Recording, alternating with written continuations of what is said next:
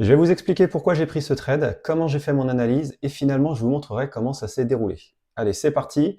On est sur Rolls-Royce Holdings. On est toujours comme d'habitude en unité de temps journalière. Je m'assure déjà, pour commencer, que j'ai bien une tendance haussière parce que je trade toujours sur une tendance haussière. Donc là, c'est assez clair. Le prix monte. Bon, maintenant, je vais le dessiner plus précisément. Pour ça, on a besoin d'une ligne de tendance pour voir à quel moment le prix rebondit sur cette ligne de tendance. Là, on le voit très clairement, on a des rebonds, ici, ici, ici, encore là, bon, on a pas mal de rebonds, et finalement ici, actuellement. Ensuite, une fois que ça c'est fait, je peux aussi vérifier, très important, si j'ai pas des lignes de support ou de résistance importantes qui vont pouvoir m'aider sur l'analyse de mon prix. Voilà, ici j'en ai une très belle. Vous voyez, le prix vient toucher la ligne, ici, par-dessous, il le dépasse, et ensuite, il vient retoucher la ligne par-dessus. Donc là, on a une confluence. Le prix vient rebondir et sur la ligne de support et sur la ligne de tendance. Ça, c'est parfait, c'est vraiment ce que je recherche. Et on a une belle tendance propre. Je vérifie bien que j'ai mes corrections à chaque fois. Une là, et une ici. OK. Ensuite, avant de passer un ordre d'achat, je veux que le prix rebondisse proprement. Donc là, j'ai ma ligne, ma dernière bougie rouge. Je veux que le prix rebondisse, dépasse à nouveau cette bougie rouge. Donc moi, je vais acheter à partir du moment où je vais dépasser ce niveau-là. Ok, donc on va le matérialiser tout de suite, comme ça vous allez vous rendre compte de ce que ça donne. Ici, j'achète. Ensuite, mon stop loss, je le mets en dessous du dernier plus bas. Donc voilà, à ce niveau-là, c'est pas mal. Ensuite, ben, là, j'ai une ligne de support, donc j'en profite. Je mets mon stop loss bien juste en dessous de la ligne de support. Voilà, la ligne de support devrait jouer son rôle et éviter que le prix descende en dessous.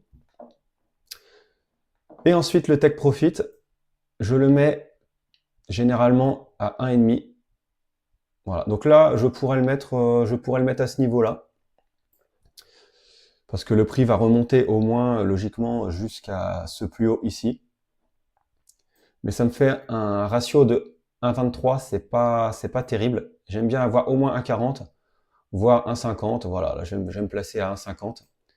Ça me paraît largement atteignable.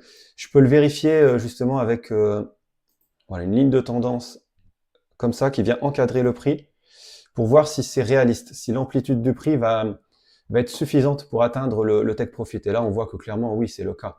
C'est-à-dire que si le prix remonte jusqu'à la borne haute de cette tendance, il va largement atteindre mon take profit.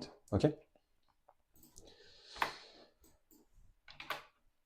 Donc, avant de voir comment le trade s'est déroulé, je t'invite à t'abonner pour voir d'autres analyses de trade très bientôt, pour voir aussi sur ma chaîne les autres analyses de trade que j'ai déjà faites. Active la petite cloche si tu veux être prévenu des prochaines vidéos que je vais faire. Tu pourras également suivre mes résultats futurs. J'ai déjà commencé à faire des vidéos sur mes résultats. C'est mon journal de bord en fait, donc je t'invite à aller le voir juste après cette vidéo. Si tu es toujours là, c'est que ça t'intéresse, donc s'il te plaît, mets un petit like sur cette vidéo, ça me fera plaisir et ça aidera la chaîne. Allez, maintenant, on regarde tout de suite comment le trade s'est déroulé. Donc, premier jour, on déclenche pas l'ordre d'achat puisque, vous voyez, on est juste en dessous. Deuxième jour, hop, on déclenche l'ordre d'achat. Parfait, le prix commence à monter. Troisième jour, voilà, quatrième. J'avance un petit peu plus vite, que vous voyez bien ce que ça donne. Et voilà. Pas de problème particulier, le prix suit la tendance, il reste au-dessus de la ligne de tendance. Il aurait pu revenir toucher la ligne de tendance, que ça n'aurait pas été un problème, ok. Je n'ai pas remonté mon stop de mémoire, mais vous voyez, j'aurais pu, en cours de route, le remonter sans problème, à ce dernier plus bas par exemple. Ici, ça aurait été une bonne idée.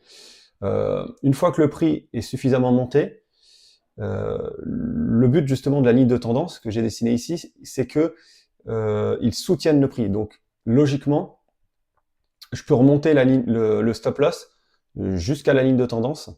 Le prix ne devrait pas descendre en dessous. Et s'il descend en dessous, de toute manière, c'est que la tendance est rompue, c'est qu'il y a eu un breakout.